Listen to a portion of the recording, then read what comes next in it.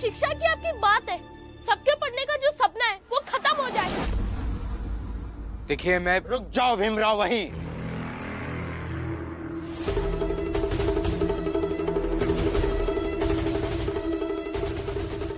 एक मटका लेकर आ।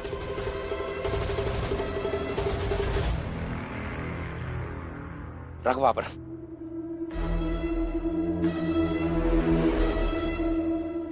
अब वही खड़े होकर देखो, तुम्हारी शिक्षा का जवाब हमारे पास ये नशे का मटका है।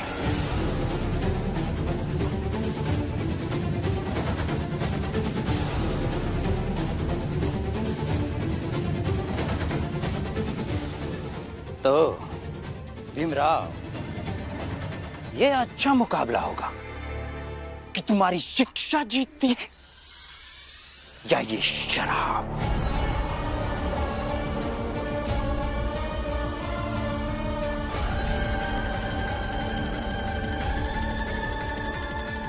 इस नशे के मटके को आप जरा ज्यादा ही आंक रहे हैं। आपको एक बात बताता हूं, शिक्षा के सामने इस दुनिया की कोई भी चीज टिक नहीं पाती है।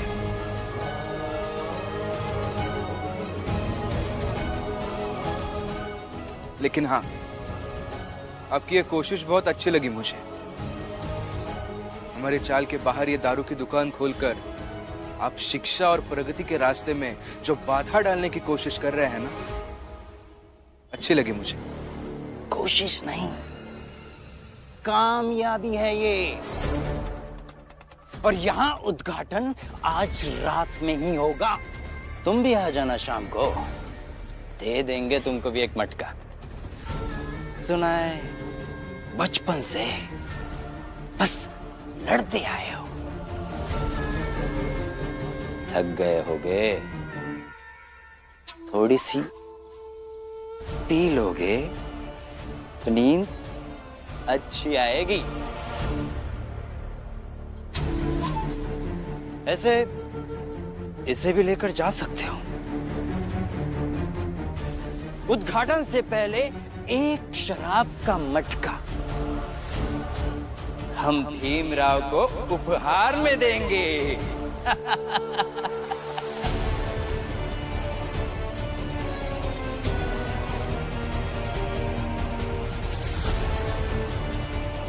उठाओ भीमराव, उठाओ। ये मैं कभी नहीं उठाऊंगा। मैंने कहा ना, आप जाइए घर। जब मेरा मन करेगा मैं आ जाऊंगी। नहीं, ऐसे नहीं छोड़कर जाऊंगा। पति हूं तुम्हारा, तुम्हारी हिफाजत करना मेरा कर्तव्य है। हिफाजत? पेंशन के सारे पैसे उस भिखारन को दे दिए मगर मुझे नहीं दिए, फिर आप कैसे हिफाजत?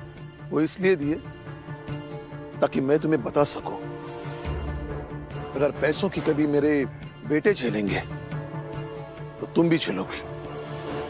तो मैं यही बैठकर झेलूंगी। अब जाइए, जब मेरा मन करेगा मैं आ जाऊंगी। जाइए। कहीं नहीं जाऊंगा। जब तुम चलोगी तभी चलूंगा, वरना यही बैठा रहूंगा तुम्हारे साथ।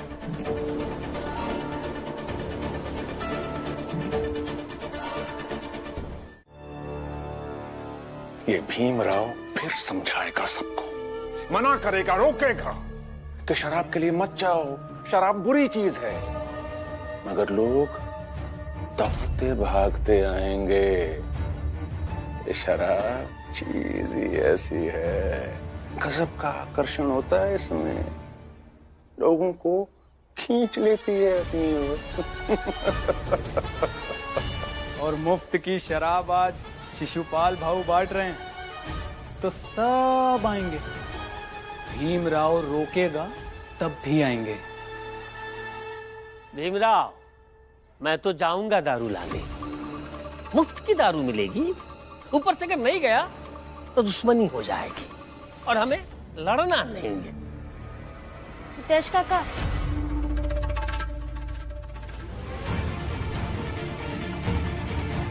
अब जा क्यों रहे? इसलिए कि वहां न जाने से दुश्मनी हो जाएगी, या फिर इसलिए कि वहां मुफ्त की दारू मिलेगी? अरे जौन समझे कहा तो समझो, लेकिन हम सब जावे जरूर। हाँ, और हम भी जाएंगे।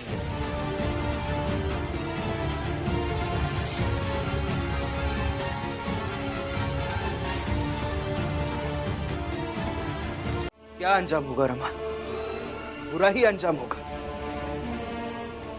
मेरी आई हमेशा एक बात कहती थी, दो चीजें ऐसी है जो किसी भी घर को जला सकती है, एक तो आग और दूसरी ये शराब।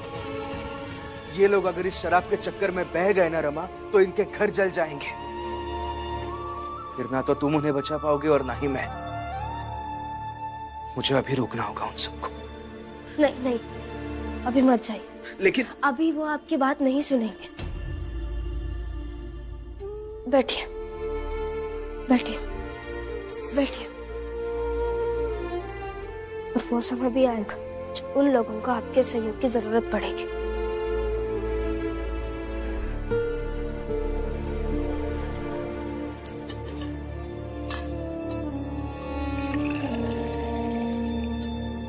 लीजिए।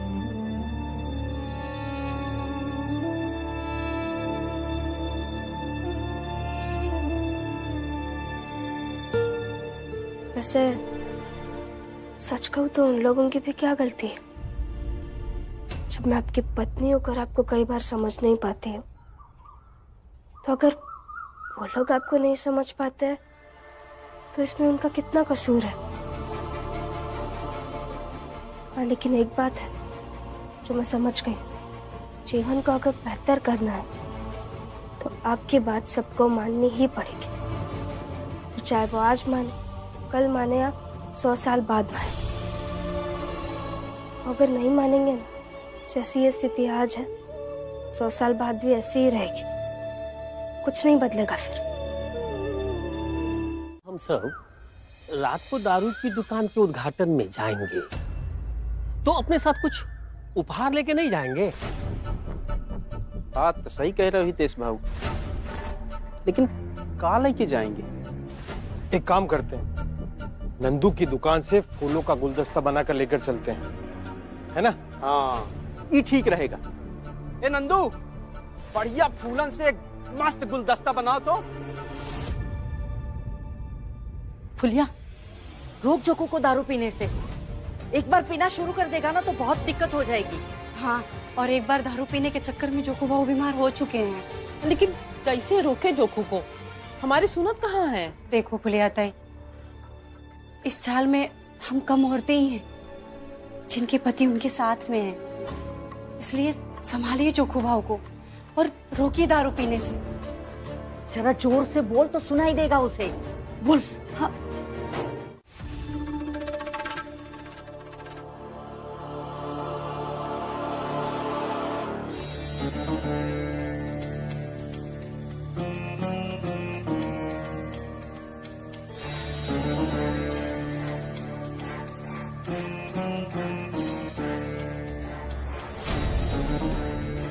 थोड़ा दूर हटो। आनंद, भीम के बगल से दूर हटो, कुछ काम है हमें भीमराव से।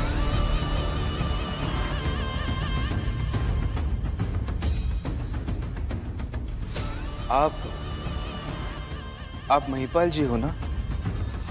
मेरे ही कॉलेज में पढ़ते हो ना? बताइए क्या काम है? बधाई हो भीमराव, बधाई हो। सिर्फ तुम्हारे कॉलेज में पढ़ने वाला नहीं हूं मैं, मेघनाथ का छोटा बेटा हूं।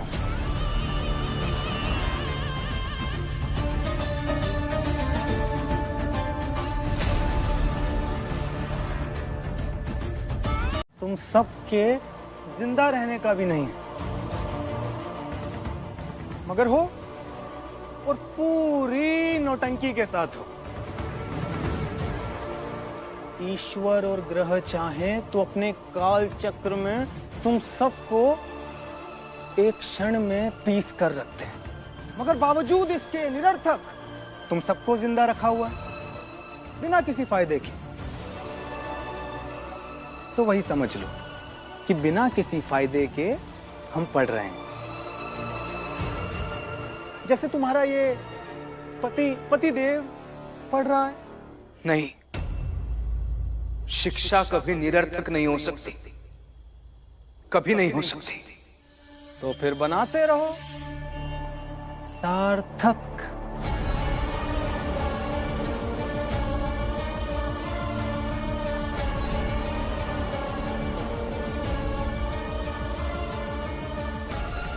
भीम,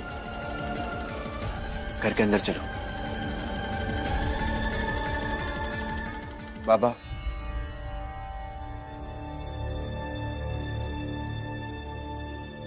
आपने अगर पेंशन के सारे पैसे उस भिखारन को नहीं दिए होते तो आज आपकी पत्नी हाथ में गुलदस्ता लेकर दारू की दुकान पर नहीं गई होती। रमा, इधर।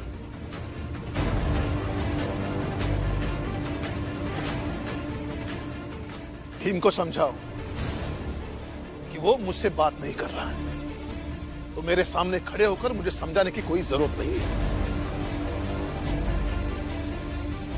आनंद सही कह रहा था, इसे अंदर जाना चाहिए। रमा, बाबा से कह दो कि मेरे चुप रहने से इनका गलत सही नहीं हो जाएगा। रमा, तेरा पति बहुत सही गलत कर रहा है, तो गलत ये भी कर रहा है कि बहुत दिनों से बहुत सारी समस्याओं में उलझा हुआ रहता है। तो इसे कहो, ऐसी बहुत सारी समस्याओं में उलझ कर रहना सही नहीं है, बल्कि इसके लिए यह सही है कि ये अपने पढ़ाई पर ध्यान दे।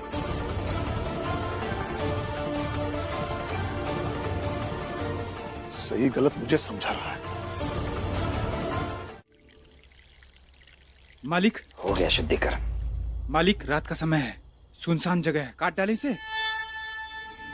हितेश काका को देखा क्या आपने? ये तुझे काट डालने की बात कर रहा है, डर नहीं लग रहा? ये क्या बात कर रहे हैं, इन्हें क्या लग रहा है, उससे मुझे क्या करना है? हितेश काका है क्या यहाँ पे, देखा क्या आपने? कौन हितेश? हमारी चाल से है, आपके यहाँ आए थे अभी दारू पीने। वो सब तो दारू पीकर चले गए, मुफ्त की थी ना, तो होश थोड़ी रहा कि कितनी पीनी है कितनी नहीं। अरे कहीं गिर पड़ गया होगा, क्या पता कहीं मर गया हो। कैसी बातें कर रहे हैं आप? जाओ ढूंढो ढूंढो हितेश काका।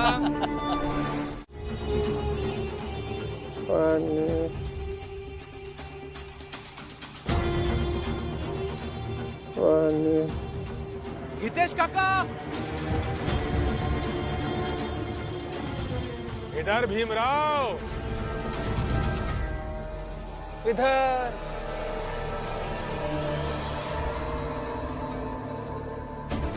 हितेश काका,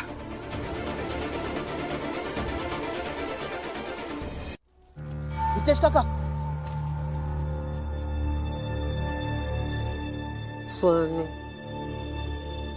हितेश काका। अरे क्या भीमराव, क्या हितेश काका? हितेश काका, मेघनाथ जी बोलो, मेघनाथ जी, सुनने में अच्छा लगता है। चलो चलो, एक अच्छे बच्चे की तरह बोलकर दिखाओ। बोलो बोलो बोलो, मेघनाथ जी बोलो। जानता था भीमराव, बहुत जिद्दी है तू, आसानी से नहीं बोलेगा।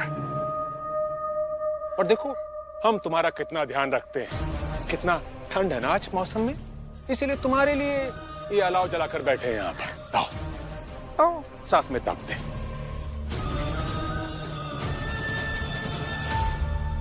ये पानी पानी कर रहे हैं, इन्हें पानी की जरूरत है, मैं अभी पानी लेके आता हूँ इनके लिए। भीमराव, जानता हूं मैं, अरे पूरी रात से चिल्ला रहा है ये, पानी पानी। पानी है मेरे पास भीमराव, पर मैं दूंगा नहीं इसे। जानते हो क्यों? क्योंकि इसकी ये जो प्यास की तड़प है ना, ये मुझे इस अलाव से भी ज्यादा सुकून दे रही है।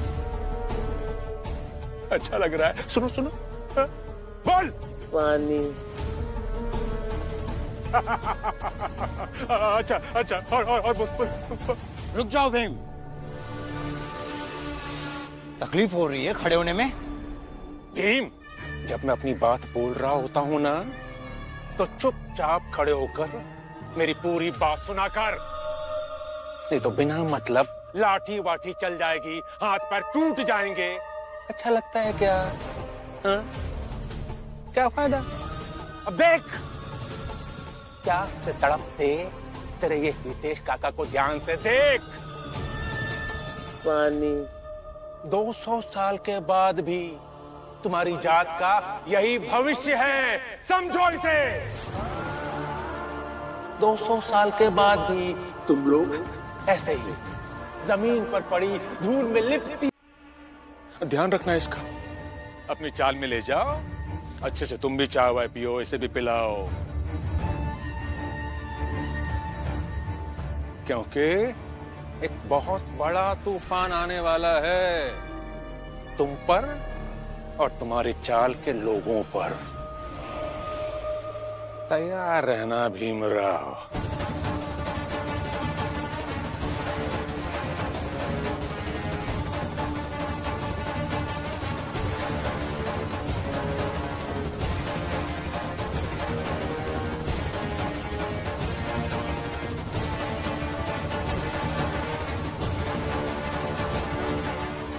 किस तूफान की बात कर रहे थे?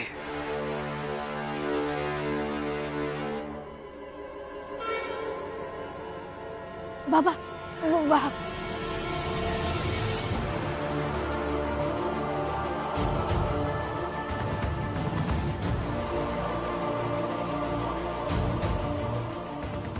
बेटा, हम रात भर ढूंढते रहे, लेकिन हितेश बाबू चाल से इतनी दूर यहाँ कैसे पहुंच गए? मेघनाथ जी, वो मेघनाथ जी हितेश काका को यहाँ लेकर आए। ये रात भर पानी मांगते रहे, पानी के लिए तरसते रहे, लेकिन उन्होंने पानी की एक बूंद भी नहीं दी। क्या? इन्हें ले चलते हैं। पूरी रात पानी पानी चिल्ला रहे थे। मेरे पति ने आपको पानी पिलाया और पापा और मेरे पति ही आपको यहाँ लेकर आए। ये तो अभी तक आप वही होते।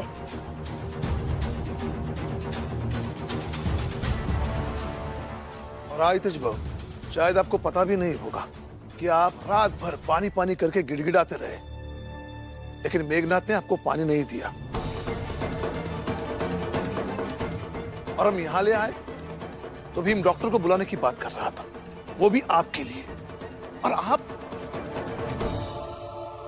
हितेश काका, कभी तो भीम के प्रति अपना नजरिया बदल कर देखिए, शायद आपको भीम समझ में आ जाएगा।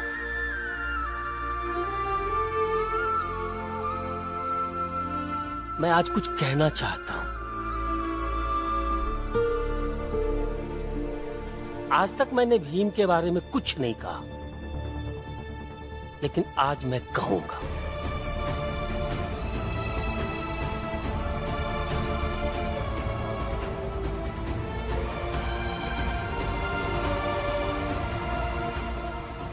क्या कहना चाहते हैं हितेश भाऊ? यही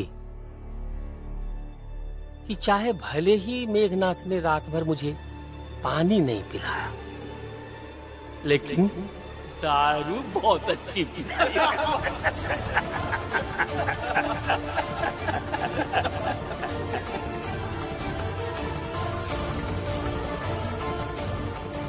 यही उम्मीद थी आपसे हितेश काका। पूरी दुनिया में कहावत है कि जल ही जीवन है।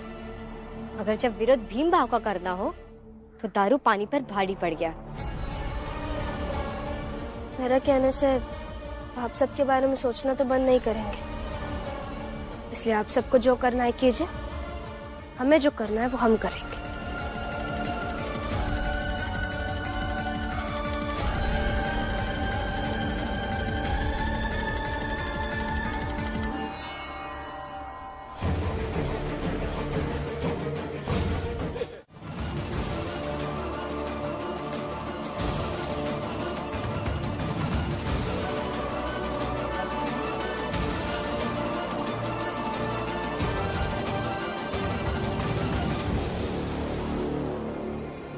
भीम बोलो ना, क्या ये कागज सही है?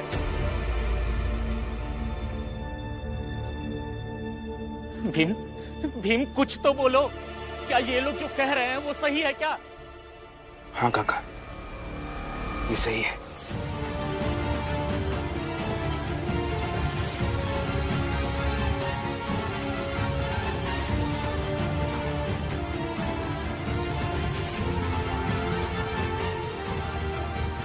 मैं नहीं मानता इस कागज को। मालो से कहिए कि आकर हमसे बात करे, ऐसे ही हमको छोड़कर चला गया और इतने सालों बाद आकर के अपना हिस्सा मांगेगा तो क्या हम दे देंगे? मैं देख क्या रहा हूं, खाली करो इसका घर। रुकिए, ऐसे किसी का घर जबरन खाली कराना ठीक नहीं है। शायद तुमने ठीक से सुना नहीं, घर नहीं, आधा घर खाली करा रहे हैं।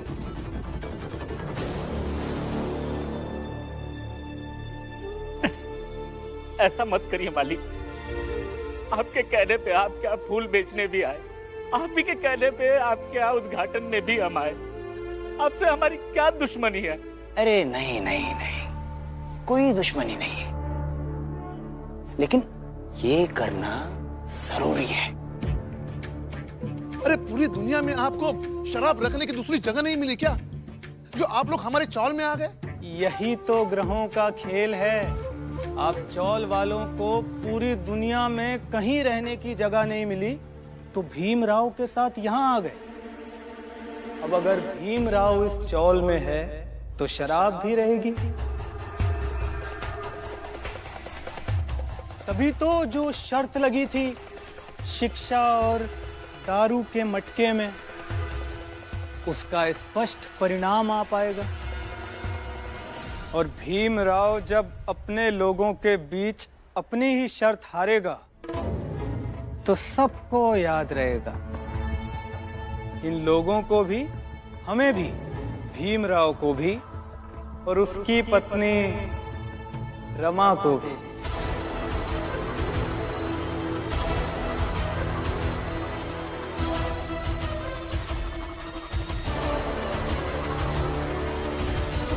कानून एक तरीके से काम करता है, उसे भावनाओं से कोई लेना देना नहीं होता है। तो मैं नहीं मानता ऐसे कानून को भीमराव।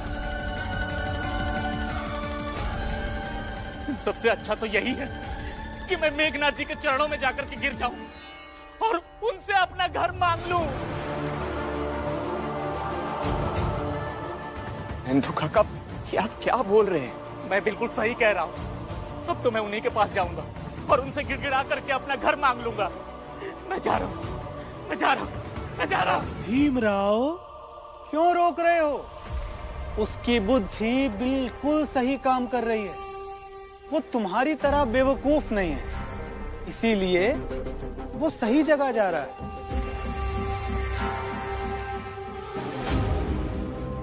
अब पहुंच जाइए। जब हमारे लोगों ने ठान ही लिया है कोई भी परेशानी तो किसी ऊंची जात के चौखट पर जाकर ही माथा टेकना, तो हम क्या कर सकते हैं? अब एक लोगों को तो नहीं रोक सकते ना। महिपाल, तुमने कभी बताया नहीं कि तुम्हारे कॉलेज में पढ़ने वाले भीमराव से ज्यादा समझदार ये गवार रमाबाई है।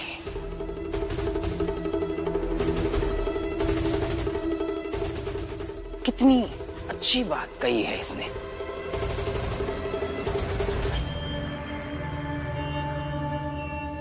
ये भीमराव, क्यों अपनी पढ़ाई और अपने कॉलेज की बेइज्जती करा रहे हो?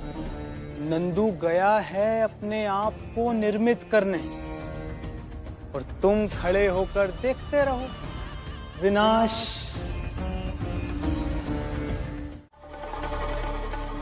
नहीं देखा, नहीं देखा। चलो, आज मैं तुम सबको एक अजीबोगरीब जानवर का खेल मुफ्त में दिखाऊंगा। चल नंदू, देख, अगर तू कुछ भी करके इनको हंसा पाया ना तो मैं तुझे माफ कर दूंगा। चल, देखा, मैं भी तो देखूं कैसे हंसाता है तू इन सबको।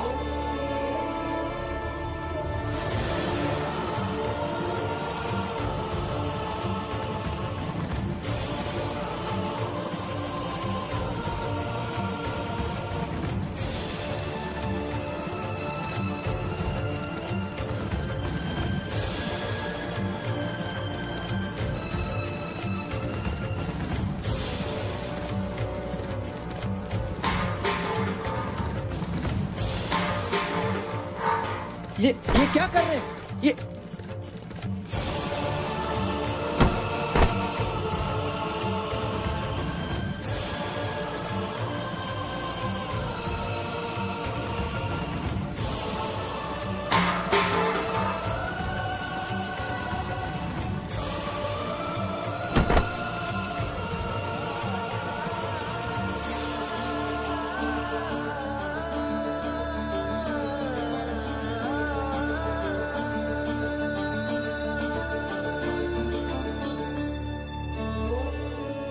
जाओ, जाकर सारे दारू के मटके लेकर आओ।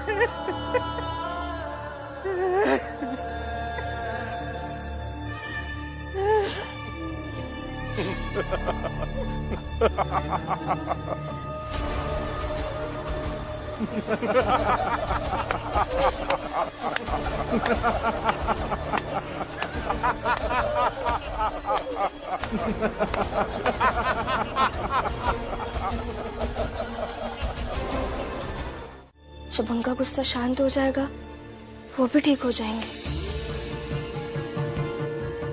अब दोनों इतनी चिंता मत कीजिए।